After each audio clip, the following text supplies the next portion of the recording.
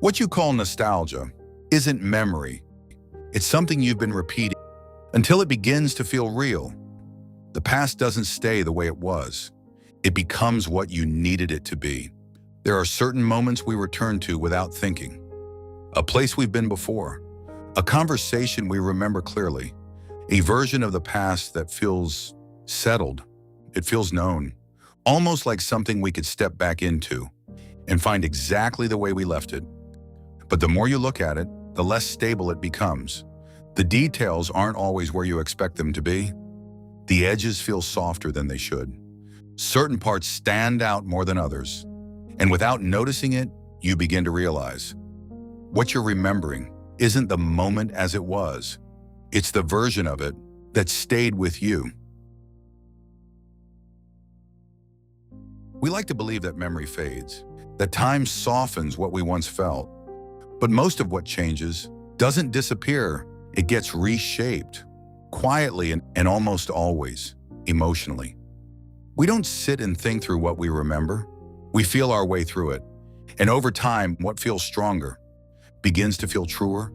The version that carries more emotion becomes the version we believe.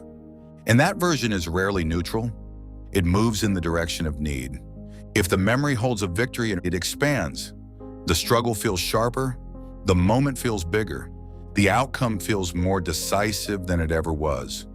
Not because it happened that way, but because it needs to. And if the memory carries pain, it deepens.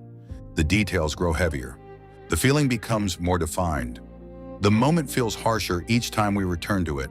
Not intentionally, but consistently. We don't just remember the past, we adjust it until it fits the version of ourselves we are trying to hold on to. And because this never feels like a decision, it doesn't feel like distortion, it feels like memory. If these essays help you slow down and notice the things most people rush past, consider subscribing to Quiet Fight Club. New essays every Sunday. We don't revisit the past just once. We return to it over and over again. But each time we return, we don't access the moment as it was. We go back to the version we last remembered, the one that felt clearer, more defined, more complete than the original ever was. And because we return to that version, it starts to settle, not because it's true, but because it's been lived in. And the version we return to most often becomes the version that feels permanent, while the version that happened slowly falls away, not suddenly, but quietly, until what remains is no longer the moment itself, but something that only resembles it. And then there are moments when you find yourself speaking about it to someone who remembers it too. You say it the way you remember it, certain of the details, because to you it has already settled into something clear.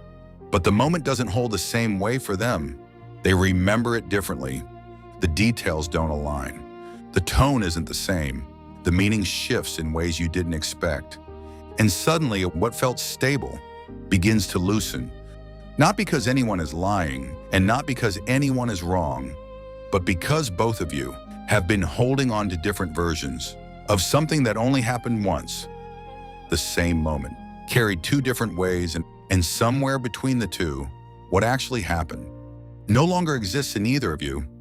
So you stop trying to reconcile it. You stop asking, which version is closer to the truth? Because there's no way back to it.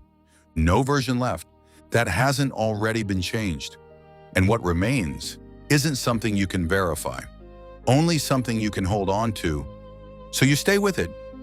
The version that feels right, the one you've returned to the most, not because you know it's true, but because it's the only one that still feels like yours.